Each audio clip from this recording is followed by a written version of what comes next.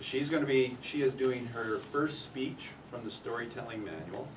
The objectives of her speech is to tell a folk tale that is entertaining and enjoyable for a specific age group, to use imagery and voice to enhance the tale. This speech, in addition to the first one, is 7 to 9 minutes, so the timing is exactly the same. When I asked her what she enjoyed about the Olympics, she, like probably most of us, enjoyed the athletes as they received their medals and the pride and the joy that they showed. And it was very touching to her, and she was proud to be a Canadian. So, with her first speech from the Storytelling Manual, please welcome Karen Nick.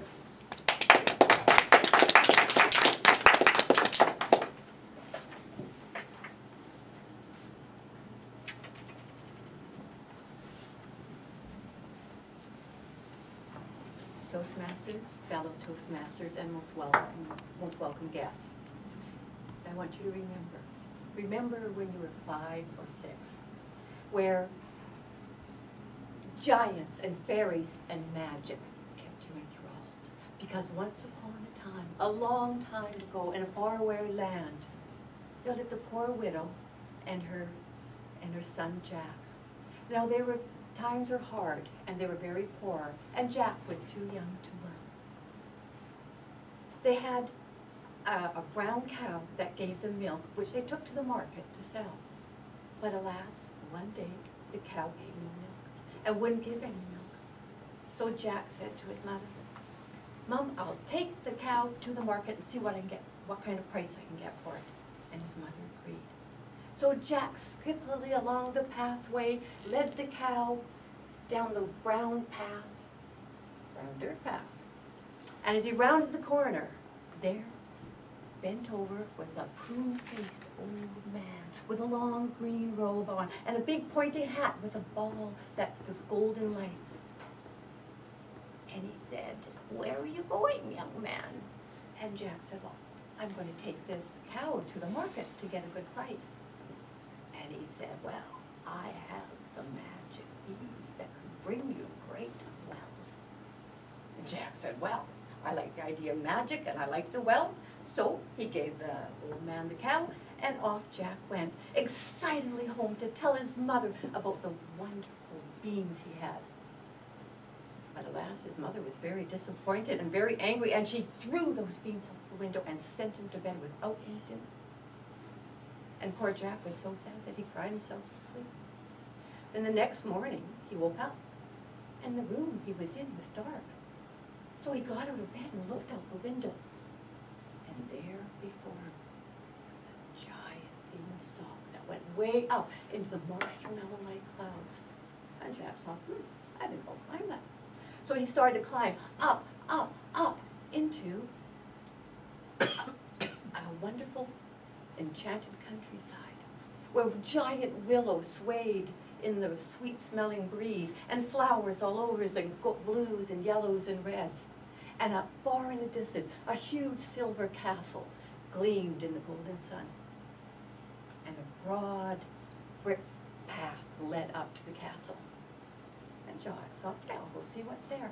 But all of a sudden, a teeny tiny little pink fairy dressed in a pink dress and a pink oar around him and said, "Jack, your father was a gallant knight, and the giant who lived there killed him.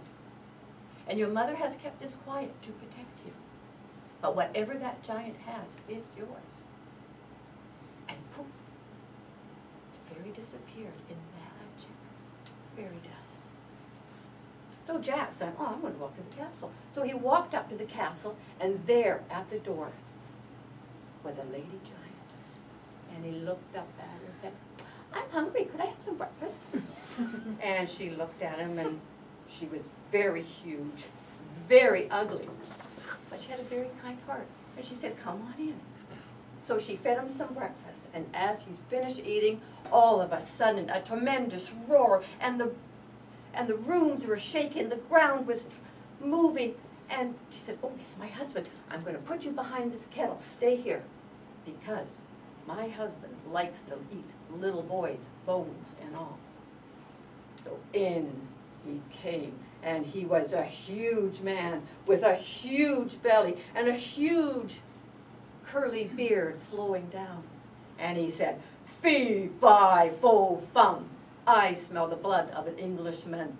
Be he live or be he dead, I'll grind his bones to make my bread." And his wife said, "Oh, don't be silly, there's no little boy here. Just sit down and eat your roasted pig."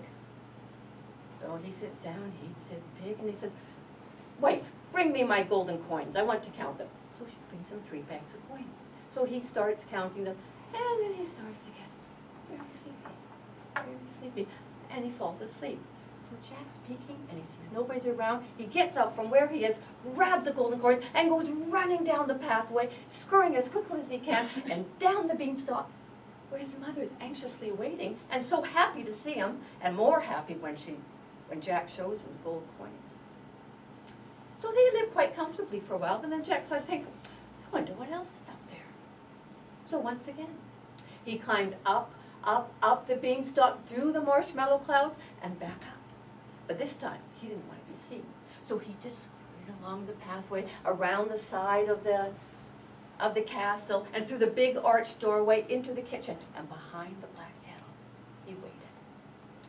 And all of a sudden, the roar appeared, and the banging of the door, and the trembling of the place, and here's, "Fee, fi, fo, fum, I smell the blood of an Englishman. Be he live or be he dead, I'll grind his bones to make my bread." And his wife, "There's been no little boy around here. Just sit down and eat your ox stew." So after eating, he said, "Wife, bring me my little brown hen." So she brought him this little brown hen. And he said, "Lay."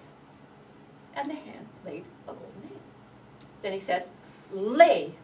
And again, the little brown hen laid a golden egg. And the 3rd time he said, "Lay," he laid another golden egg. Then the giant started to get a little sleepy. So he said, "Wife, bring me the golden harp." So he put down the golden harp, and it all started to play the most enchanted music. And the giant slowly got so tired, and he nodded off. And Jack waited for the wife to disappear, and again he got up, grabbed the little brown hen, grabbed the golden harp, and started to run out the door. But then all of a sudden, the golden harp started to cry out, "Master, help me, Master!" The giant woke up in a roar, grabbed the giant club, and started to chase Jack. Well, Jack just went as nimble as Jack could be, headed for the beanstalk, and the giant, ready to grab him, tripped and fell over a boulder. Jack got to the beanstalk, scurried down, yelling, "Mother, bring me the axe!" And his mother met him with the axe, and when he got there, he started chopping it down, and slowly the beanstalk fell, and the giant fell too, and the giant was never to be seen again. And Jack and his mother lived happily ever after with their wife.